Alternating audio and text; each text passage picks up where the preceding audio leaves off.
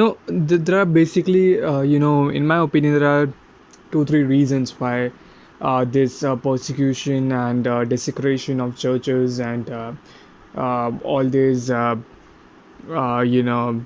thing is happening. And that's firstly because of see, uh, as times change, the morality of the public is changing. There was once a time when Christian morality and the American morality was the same, or Catholic morality and the American morality was the same. But now it's no more the case. Now people already consider the traditional marriage. The word used is traditional marriage. It's nothing. It's marriage between man and woman in a church, in which both man and woman don't don't have sex before marriage, and they have kept themselves as virgin before marriage. That is considered to be a traditional marriage, which means you clearly see that the Catholic morality or the Christian morality in general has become traditional morality.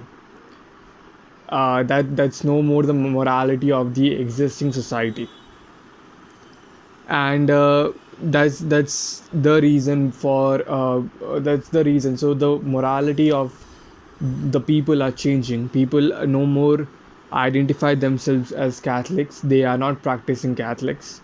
More and more practicing Catholics are converting to atheism or other religions. Christians in general, more and more Christians are converting to atheism or other religions, and therefore, they don't care about Christianity in general. Moreover, if at all there is an attack on Christianity, these people, think, okay, for all the kind of hatred that the Christianity, spurred when you have these pride marches, there would be some preachers who would be saying to repent from the sins. It's because of all these acts that the church. So it's okay if the churches are getting burnt, if the statues are getting desecrated. It's okay. I mean, they spoiled our pride movements. They spoiled up pride parties and so on. And they were preaching for us to repent before our gay bars, have in which we used to have gay sex and all. So it's okay if they are getting, so in fact, one of the I guess a politician tweeted that now Christianity doesn't have any sympathy on get any sympathy from the people, because they are very judgmental, and that's the reason why they don't get anything. So that's the first thing, that the morality of the world is changing, and the morality of America especially is changing. And because the morality of America is changing now, either you so the for example, the names of the city: St. Louis City, San Francisco, uh, all these were named after all these cities were named after Catholic saints, which leave a Catholic legacy. Now the thing is this: either you change your morality, that which means you change your faith, and allow all these LGBTQ things to happen. Uh, Allow abortion in the word. Do not have pro-life marches. Let there be LGBTQ marriages in the society as well as in the churches, in your churches. Even many Catholics are for it, unfortunately. So many Catholics think, okay, yeah, this should be done, and so on. So these are not just lukewarm Catholics. Some even active Catholics think about it, and we definitely have to think about clergy as well. Clergy is not behind. In fact, in many cases, I can assure you that uh, many Protestants are concerned about the Catholic Church than the Catholic clergy sitting in the U.S. Bishop conferences. So So this is the condition of the Catholic Church, and the world is changing. The world morality is changing. So either the church could change its morality and retain those legacies of Saint Francis and Saint Francisco and Saint Louis, etc., or that legacy would be turned down. That legacy would be toppled down, and that's what exactly is happening. And you see, the reason why Saint Petersburg was changed into Leningrad, I believe, it's because that it no longer identified Saint Petersburg name itself, no longer identified with the communist Russia, and so changing the name reflects changing the cultural and mores of the society. They don't That name doesn't give them that identity, and therefore the reason why people from St. Louis City and from other places of St. Francisco and so on, they are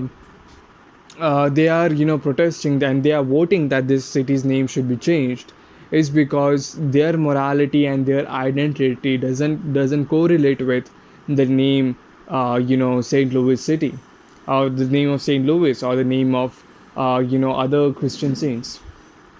So this is bound to happen.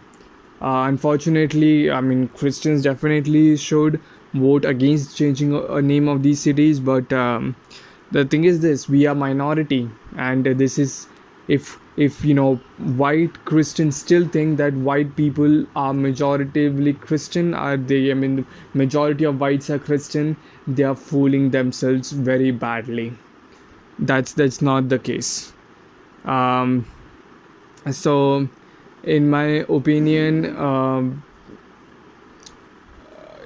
yeah, that's the thing. In my opinion, the America is no longer a Christian country anymore, and that's the first and foremost reason. And that's the reason why we don't America doesn't want Christian names or Christian legacy anymore.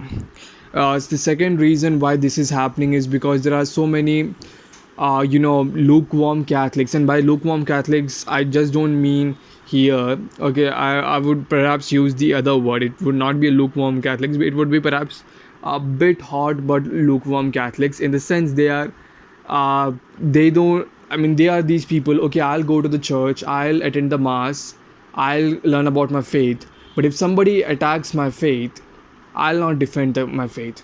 I will not, post, Facebook post that says that the church is desecrated. I'll not. I'll hear the secular music. I'll not hear the Catholic music. I'll hear the secular version of news. I'll choose to hear the news which deliberately talks about Islamophobia, but doesn't talk about the persecution of Christian churches. As long as they don't come and attack me, I don't care whether my brothers are attacked worldwide or not. I will not get agitated because of that. I'll not do anything because of that. I'll just live the way it is. And these are also a bunch of Catholics who are going to there. They won't be, when called upon to defend the statues, they won't be there to defend the statues. They would be there in the mass. I, I, I simply cannot believe how people can choose to see the statues being toppled down, and yet not rush to defend those statues or do something to defend those statues, and yet come to the churches and receive communion. How is that possible? How can you get communion with a pure heart and with a Christian heart, with a Catholic heart, with full preparation, in a state of grace, and you have no reason whatsoever. I mean, you just pass by and see the statues being toppled down, and don't rush to defend them. So these are the two groups of people. These are the two reasons why the desecration is happening, and the church has two options. Perhaps church should try for a third option as well, but now it has a choice. either stick to your faith or and lose your legacy, or stick to the legacy and lose your faith. I believe church should opt for former. Church has to opt for former, but our church also should try to make sure that it sticks to its faith as well as creates regains its legacy over that faith. um, yeah, that would be what I would say.